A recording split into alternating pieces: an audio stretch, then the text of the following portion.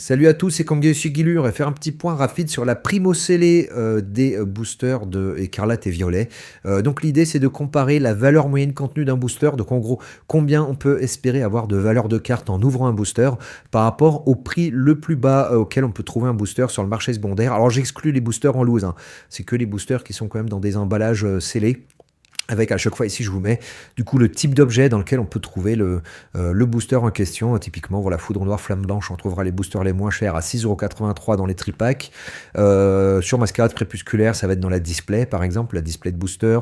Sur Destinée de Paldea, on trouvera le booster moins cher sur le marché secondaire à 10,75€ dans les displays de Minitin. Et donc l'idée, ça va être de regarder un peu quels sont les boosters dont la valeur du booster est la plus décorrélée de la valeur contenue en comparant, on va du coup ce prix le moins cher en lequel on le trouve, le booster sur le marché secondaire, et puis la valeur moyenne contenue qu'on peut espérer avoir en ouvrant un booster. Donc on va regarder à chaque fois le pourcentage de différence de prix entre le booster, le prix du booster scellé et la valeur moyenne contenue, et la différence de prix, le fait que si on l'ouvre, un booster scellé, combien je vais perdre d'argent en moyenne au fait de l'ouvrir. Donc on se rend compte déjà que le moins cher, qui a la prime la plus faible, hein, ça va être toujours Fable Nébuleuse. Le fait d'ouvrir un booster de Fable Nébuleuse ne va vous coûter que 1,55€, hein, vous allez perdre que 1,50€, et donc 30% de la valeur.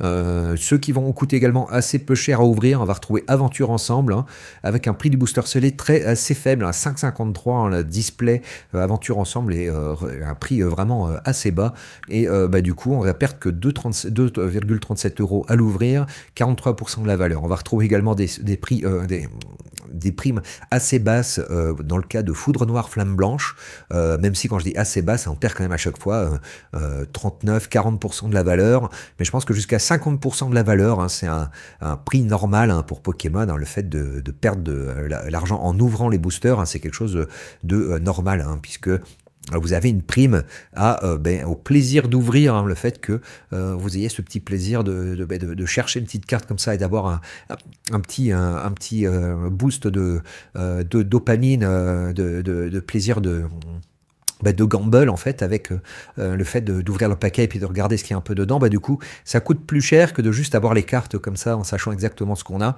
Il y a le côté plaisir d'ouvrir, donc c'est normal que le booster scellé coûte plus cher que la valeur moyenne contenue. Mais après, voilà, à quel niveau on place ce niveau de prime? Alors, soit on regarde en pourcentage, soit en argent perdu pour chaque booster ouvert. Et je pense que ça peut être intéressant à regarder. Alors à partir de Étincelle déferlante, Couronne stellaire, là on est à plus de 50%, donc on commence à avoir des boosters qui sont un peu chers, hein, par rapport à la valeur moyenne contenue. Écarlaté violet, ça reste encore raisonnable, hein, ici on est à 53%, et après on commence à monter, on voit que ça commence à se colorier un peu en rouge. Évolution à Paldea, on perd 3,65€, hein, plus de 50% de valeur perdue. Pareil, Mascarade Crépusculaire, Force Temporelle, on perd beaucoup, et jusqu'au vraiment le booster le plus cher, hein, à savoir Flamme Obsidienne, qui a une prime au scellé assez énorme, hein, puisqu'on a une valeur moyenne contenue de 2,62€, en plus c'est la plus faible de tout Écarlate et Violet, avec un prix au booster scellé très élevé de 8,89€, hein, donc c'est quasiment le troisième booster de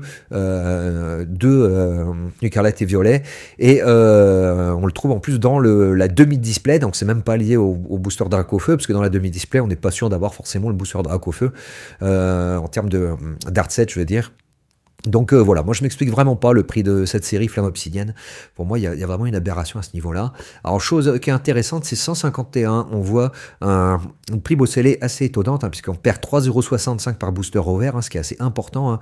On voit qu'on est parmi les boosters, quand on ouvre, on perd le plus d'argent en moyenne. Mais par contre, en termes de pourcentage de valeur perdue, c'est un où c'est le plus faible, hein, parce que voilà, il a cette caractéristique-là d'avoir un prix scellé très élevé, c'est même le plus cher de tous, mais en même temps, il a également une valeur moyenne contenue la plus élevée, vraiment de très loin devant tous les autres.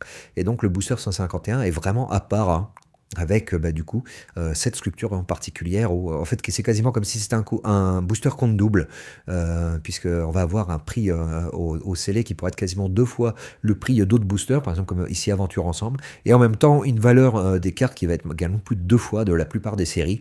Donc Voilà, il y a cet aspect 151 qui faut voir ça quasiment comme un booster compte double, et ce qui explique que du coup, on a à la fois un pourcentage faible et une somme, enfin un total de valeur perdue par booster ouvert assez élevé.